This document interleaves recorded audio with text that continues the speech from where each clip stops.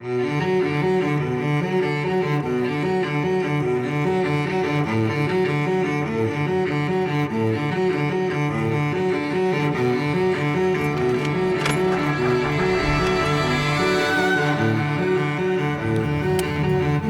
hi, Emmanuel Faith. We're doing church online a little bit different this week, obviously because of the coronavirus and the health concerns for our local area here.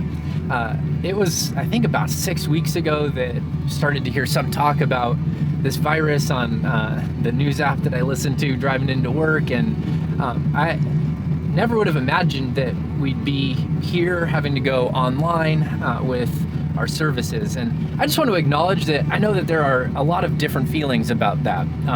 Some people have reached out to us really glad that we made that decision.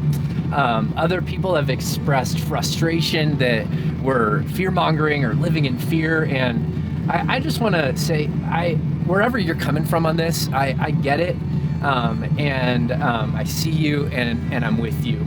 But yesterday, when our local government put down the mandate that we can't have gatherings over 250 people, and that they were suggesting that even in smaller gatherings, we maintain a 6-foot space in between the participants, we really didn't have a choice at that point in time. And so we've taken church online for the next, for this week at least, and we'll continue to evaluate. But one of the things I've been thinking about as a follower of Jesus is that we have this tension between two sort of two things that we want to embody as people of faith. And the first is that we would choose to live in faith over fear, that we don't want to be people who make decisions based on fear. In fact, I'm going to talk about that as we explore the scriptures together today. But the second is that we don't want to make decisions based in foolishness rather than wisdom. And as I've been thinking about that, sometimes what we call faith might actually be foolishness, and that what we call fear might actually be wisdom. And so there's this tension, isn't there, when we find ourselves in a situation like we're in today. This isn't the first time in the sort of history of the globe that we have been in a situation like this. Some followers of Jesus have been known as people who keep their head, their faith, during difficult times. I mean, you think back to original followers of Jesus in the 1st and 2nd and 3rd centuries who were being put in Roman Colosseums and being torn apart by animals. There was one researcher who would go and study people. They weren't allowed in that day and time to touch a dead body. There was too much fear about getting sick, but they could examine people as they were dying. It sounds grotesque, but Claudius Galenus, this early Roman historian, talks about the way that followers of Jesus died with such peace because they were so confident in the fact that they were saved and redeemed. We also saw followers of Jesus in the 2nd and 3rd centuries and 4th century subsequently, when there were plagues that broke out, that Jesus followers were the people that took the sick into their home. They were the people that cared for the dying, because there was just this confidence that Jesus has saved and Jesus has redeemed, and because he walked out of the grave, we will one day too. And so death has lost its hold and sin has lost its sting. And so we have been people who have kept our head during difficult times. And so what I want to do today is explore how we can choose faith over fear in our current cultural moment, and how we can be people who live in wisdom rather than foolishness. And so we're going to dive into the scriptures today. If you have your Bible, will you open with me to Matthew chapter 8? We're going to be looking at verses 23 through 27 together. You know, Jesus did a lot of teaching his disciples about how to be people who live in faith rather than in fear. See, that was, I would argue, one of his main teachings to his disciples, because in any situation in life that we find ourselves in that's difficult or that provides some sort of disorientation to our normal everyday lives, we have a choice. Will we live in faith or will we live in fear? And so right after Jesus got done calling his disciples to follow him in Matthew chapter 8, and he says, let the dead go bury their own dead, but you come and follow me. He immediately takes them on this field trip where they are called to put faith into practice and against fear. So in order to teach them how to live in faith over fear, Jesus took his disciples on sort of like a field trip. If you have your Bible out, turn with me to Matthew chapter 8, starting in verse 23. It's a passage that many of you are familiar with, but listen to what how Matthew records this interaction. He wrote this, and when Jesus, got into the boat, his disciples followed him. They did exactly what he called them to do in verse 23. And behold, there arose a great storm on the sea, so that the boat was being swamped by the waves, but Jesus, was asleep. I've often wondered about this scene and what it would have looked like in that boat with these professional fishermen who we're going to find out in just a few moments are terrified. What the conversation was as they're in the middle of the Sea of Galilee, the sea that's 13 miles long, 8 miles wide, in the middle of it being absolutely ravaged by waves. I mean, do you think that they might have had the conversation, whose idea was this? I mean, and they look at each other and talk, and they're like, it was Jesus's idea. It's Jesus's fault that we're in the middle of this lake, in the midst of this storm, and he has the audacity to sleep through his quote-unquote brilliant idea. It's this tension that I think we have to wrestle with, that oftentimes God puts us in situations that stretch our faith. And those situations, sometimes on the surface, cause a lot of fear and anxiety and questions in our mind. And so I'm sure that they ask, Jesus, it was your idea. And even if we look through the scriptures, we see this theme come up over and over again.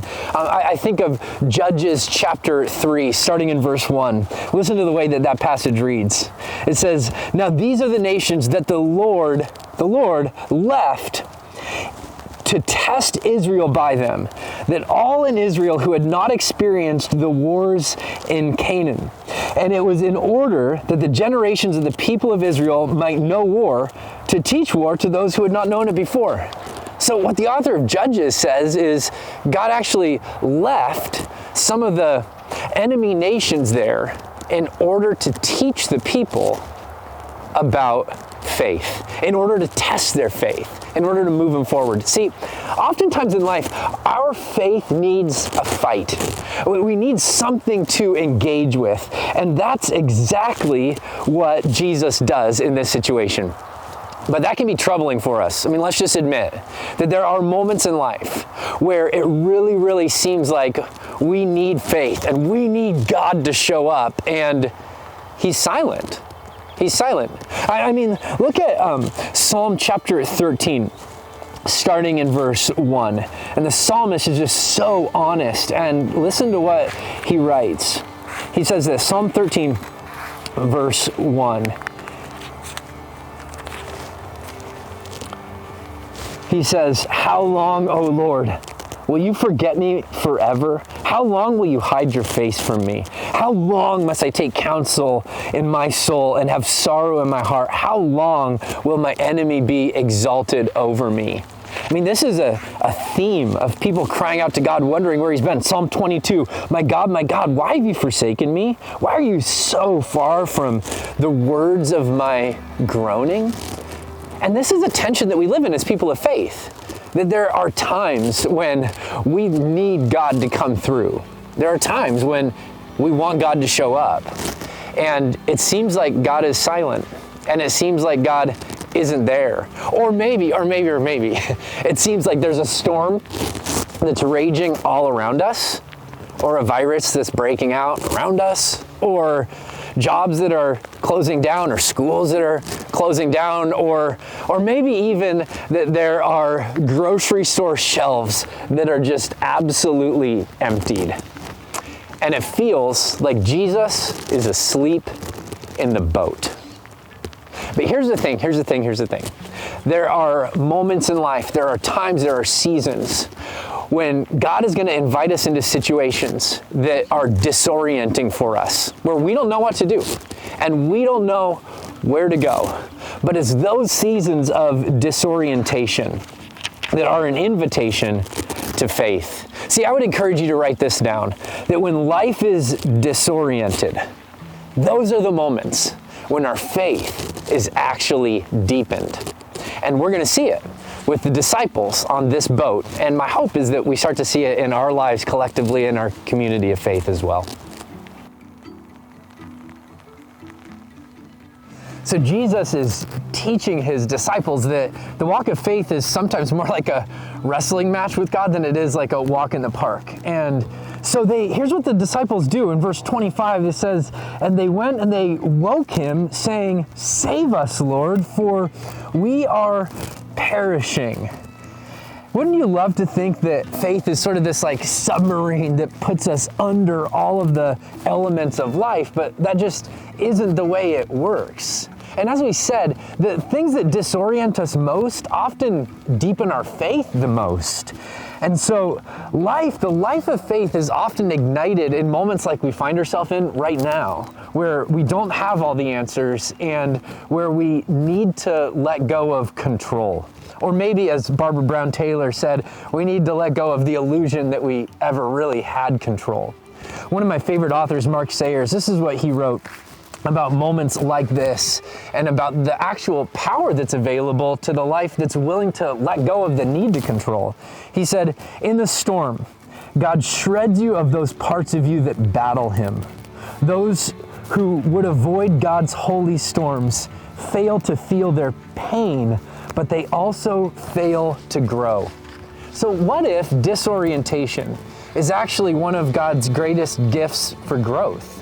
What if moments where we don't have all the answers are actually the moments where we are positioned, if we will choose to live by faith rather than fear, to be strengthened? What if those moments, and see, here's my guess. My guess is if you're watching this with a group of people, or maybe even just think about it for yourself, my guess is it was those moments of uncertainty, those moments where you were in the fog of life, where God actually strengthened you and actually built you and actually started to fortify a life of faith in your soul. See, I can remember the very first time as a pastor. I was a young pastor, and somebody sat across my office from me and said, "Ryan, cancer was the best thing that ever happened to me."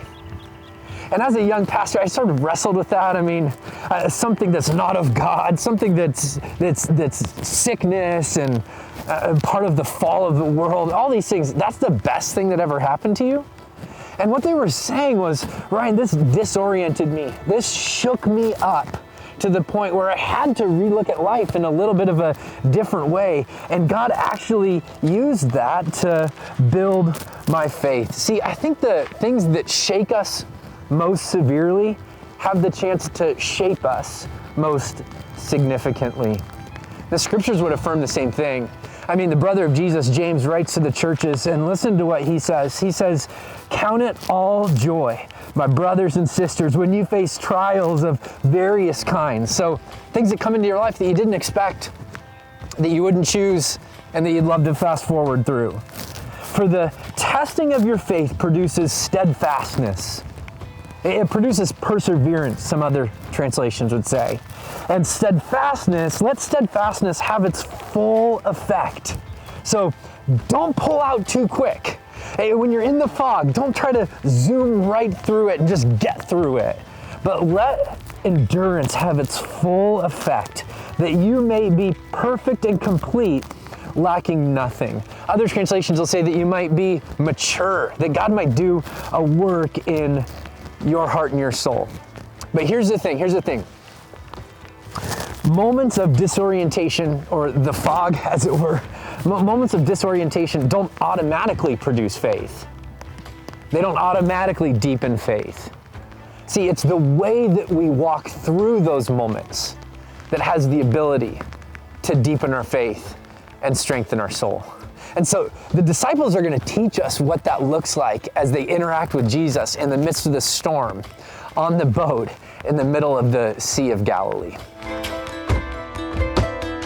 So it's these moments of disorientation that can either develop or destroy our faith. And the disciples teach us what it looks like to walk into faith in the midst of the fog, even though they're scared. And so there's this really interesting pivot point where their boat is filling up with water. I mean, imagine this. You're in the middle of a sea that you've been in for, I don't know how many days of your life as a professional fisherman that you utilize this lake. The storm is raging, it's dark, they're scared. And so here's their question. As the boat starts to take on water and they're thinking, listen, we might die here. They have this question to answer. Are we gonna start bailing water, or are we gonna wake up Jesus? Right? Are we gonna try to take things into our own hands? Or are we going to be the kind of people who cry out to the Lord? Are we going to be people that get cynical and get bitter and get angry? Are we going to start bailing water and pull up our bootstraps and try to respond on our own? Or will we be people who cry out to the Lord? And see, the first thing that you see that the disciples do, and I'd encourage you, if you're writing these down, I hope you wrote down that main point about the times that disorient us often deepen us, they deepen our faith. But the second thing I'd want you to write down is that we've got to recognize in the midst of situations that could provoke fear, we've got to recognize and admit our need. Our need. That's what the disciples do. They don't bail water, they wake up Jesus. See, faith says, I can't do this on my own. Faith says, I can't be the captain of my own ship, the master of my own soul. And so there's two primary ways that we do this. First, we cry out to God directly in prayer. And I don't know where you're at with this whole current health scare, but I do know that my guess is over the next few days and maybe even weeks that you're gonna have some more time of solitude and quiet than you did before. And I would encourage you to use some of that time in prayer. Cry out to the Lord. Tell him, if you feel like he's asleep, tell him. I love this picture of the disciples going over to Jesus and just grabbing him by the shoulders. And Jesus, hey, newsflash, it's a storm and we're in the middle of the lake and our boat's taking on water and we need you to do something and we need you to come through for us. Tell him, cry out to him. But the second thing that I would encourage you to do is to cry out to community, call out to community. That you don't need to walk this road on your own. I mean, we can't be together in large groups right now, but you can have people over, you can have friends over. One of the greatest gifts of being a Jesus follower is that you don't walk alone. One, God's always with you. The Spirit of God lives inside of you, but you're surrounded by a community of faith. And what Paul says is that it's this community of faith that God gives us so that we can give comfort to them. With the same comfort that we ourselves have received from God, we get to be a comfort to those around us. So don't feel like you have to walk this road alone. Call out, cry out to other people and cry out to God. It's one of the things that the disciples teach us. So the disciples, they reach out for help. They go and instead of bailing water, they wake up Jesus. And listen to what Jesus says. It says, and he said to them, why are you so afraid, O you of little faith? And why are you so afraid? Well, Jesus, because there's a raging storm and because our boat's taking on water. And hello, Jesus, maybe wipe the sleep out of your eyes a little bit. We're so afraid because of the circumstances that we're in right now. And I just wonder what Jesus's tone was, don't you? I mean, depending on how you view Jesus, you might view his tone differently, but is it, oh, you of little faith, you failures, what are you doing? Is it, oh, you of little faith, I'm so disappointed? Or is it, oh, you of little faith, there's a better invitation right here. Did you know that the command the Bible makes most is do not fear or fear not? That's the strongest command, the most prevalent command in all of the scriptures. 83 different times we're commanded, do not fear. And it's often this place of fear that I would argue is the beginning of faith. It's the time where we're going to have to decide, how do we move forward? See, fear can be a really good thing. Fear is the ability to project into the future what might happen based on your current circumstances. It's the reason that we can avoid life-threatening situations. It's what gives us imagination. It's what gives us the ability. It's what separates us from animals. I mean, it gives us the ability to make wise decisions. But it also can cripple us. There's a reason the Bible talks about it so much. Do not fear, because it can paralyze us. It can absolutely shut us down. I mean, you think of our current cultural moment, not only coronavirus, but you think of politics and ecology and all sorts of different things going on in our world right now that could have the potential to cause us fear. As followers of Jesus, questions about religious liberty in the future and all sorts of things. And so the question we have to wrestle with is, God, how can you turn the situation that initially landed in my soul as fear? How might you want to transform it into faith? See, and you might not write this down, this isn't one of my main points, but I think it might be one of the most significant points for the place we find ourselves today, is that fear is a great place to meet Jesus, but it's a terrible place to leave Jesus. That when life starts to get difficult and when life starts to get hard, it's a great place for us to meet Jesus. It's a terrible place for us to leave Jesus. I mean, I think of lodgepole pines. You know, these pine trees that the only way that these pine cones turn into a seed is through the fire. That's the only way that they can actually grow and become what they're intended to be. And I think that that's the way that our faith works. And so here's what the disciples do. In the midst of this storm, they don't only recognize their need, they reaffirm their trust. They're going to come to the place where they say back to Jesus, Jesus, we trust you. We trust that you're the Messiah. We trust that you're the living God. If you want to flip forward to Matthew chapter 16, where Jesus asks Peter, Peter, who do you say I am? And Peter, as the representative for all of the disciples, looks back at Jesus and says, we believe that you're the Christ. You're the anointed one. You're the Messiah. You're the one that we've been waiting for. You don't look like what we thought you'd look like, but you're the one that we were hoping for. And it's this affirmation that Peter will make, that I think he begins to make in the middle of this boat. They all begin to make in the middle of this boat in the midst of this storm. They start to recognize, he's different. And so when Jesus confronts the disciples and corrects the disciples, I think gently and I think with love in his eyes, and said, why are you so afraid, oh you of little faith? Notice what he's doing. He's drawing this juxtaposition between faith and fear. And he's inviting them, like Peter will do later, we talked about, to put their faith in him. But in order to do that, they've got to recognize what their faith is in already. See, and I think that's one of the things that challenging situations, disorienting situations do, is they unearth for us, sort of like a storm that pulls back a few layers of dirt, that it's these moments in life that unearth for us what our faith is actually in. I mean, is our faith actually in our health? Is our faith actually in the stock market and in our 401k? Is our faith actually in our family? What's our faith actually in? And then we're called to reposition that faith, to reaffirm faith in Jesus. And so that's what the disciples are being called on to do. And that's what they will do. Storms give us the invitation. They cause us through disorientation to redirect our gaze, the gaze of our heart, and to put our affection back on Jesus. And here's the truth of the matter.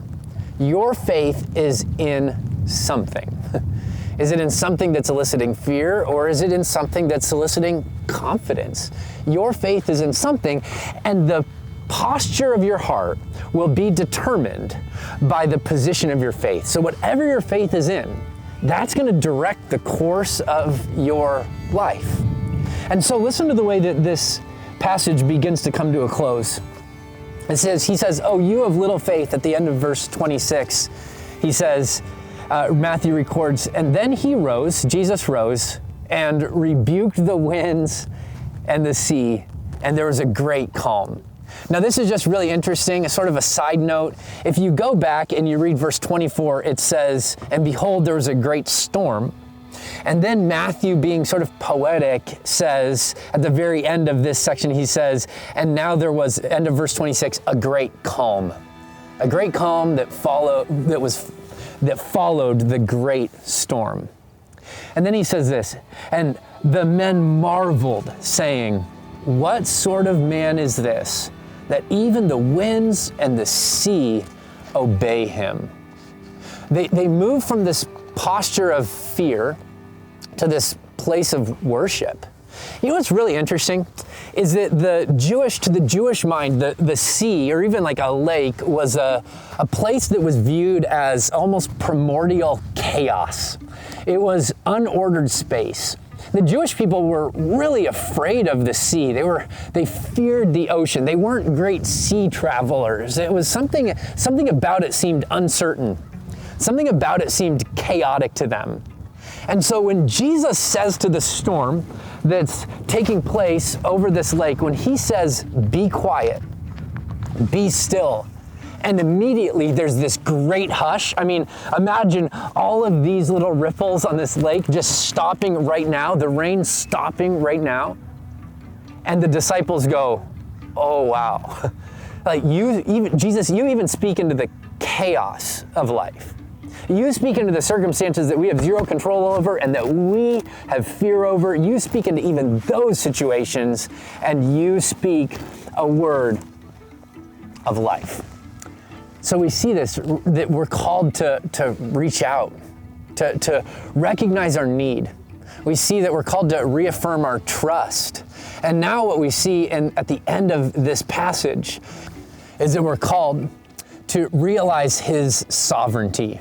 I love the way that the Dutch theologian Abraham Kuyper put it when he said this: there is not a square inch in the whole domain of our human experience over which Christ, who is sovereign over all, does not cry out, mine, mine. Now, sovereignty doesn't mean that God is like a puppet master where he controls every little thing. What sovereignty means is God can do anything. Anything.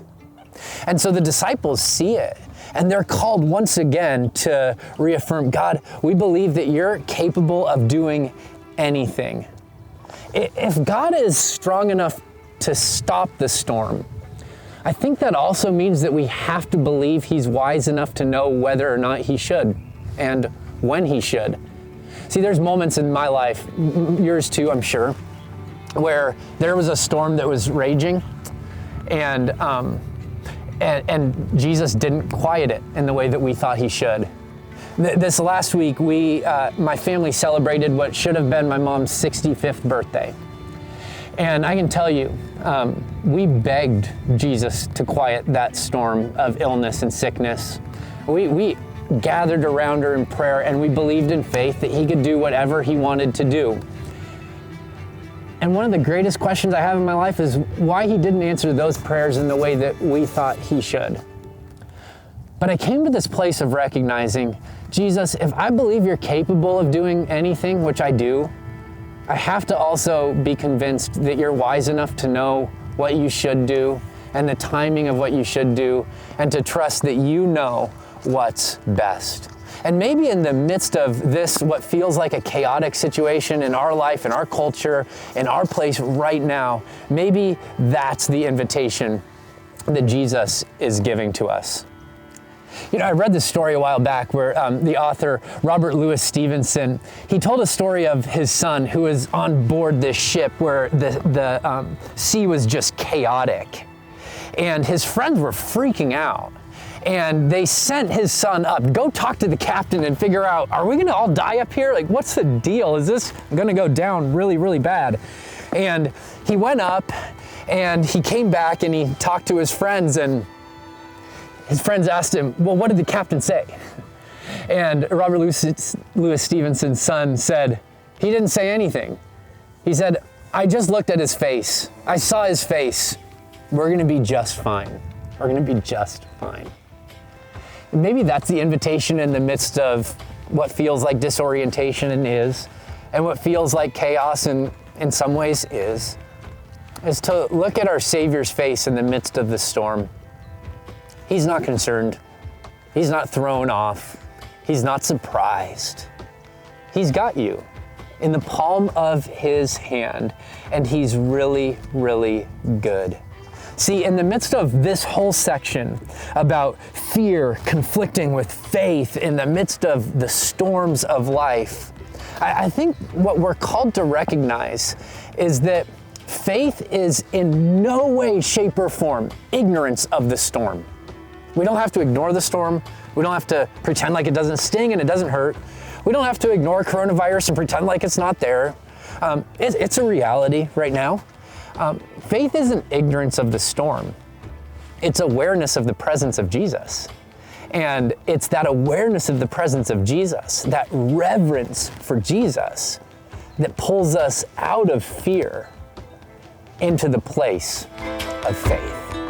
And so as we navigate this and we walk through this together as a community, not meeting publicly right now, but as a community still, praying for each other, being united in prayer, getting together in smaller groups, worshiping, reading the scriptures, as we navigate this together, spending some more time in silence and solitude and in the scriptures and studying and reading, my hope and my prayer is that we would reject the narrative that says we have to live in fear, but that we would recognize the presence of our Savior with us in the midst of it all, that we'd reach out to him, that we'd reaffirm our trust in him, and that we would recognize his sovereignty in it all. So here's just a few questions I'd invite you to journal today, if you have a chance. What's the storm that you're walking through right now? It may not be the one that's affecting our whole community, but my guess is there's something in your life that feels uncertain and disorienting. What is it? Write about that a little bit. And then I'd invite you to write what your conviction is about who Jesus is in the midst of that and what faith looks like in the midst of that. And then I would just invite you to pray a simple prayer of trust. See, here's the reality, you guys. Regardless of how hard the storm rages, the storm whisperer is in your boat, and he's good, and he loves you. Hey, really quick, before I close, there's a great painting by Rembrandt that's entitled "The Storm on the Sea of Galilee." I would invite you, Google it, spend some time and look at it, and look at the different faces of the different people on that boat, and see which face and which posture, which emotion you resonate most with. Hey, I'm praying for you. If our staff and our church can be of any help to you during this season, please don't hesitate to reach out. We love you, and we're praying that as a community, we would walk boldly in faith with Jesus in the midst of, well, the storm. We love you. Have a great week.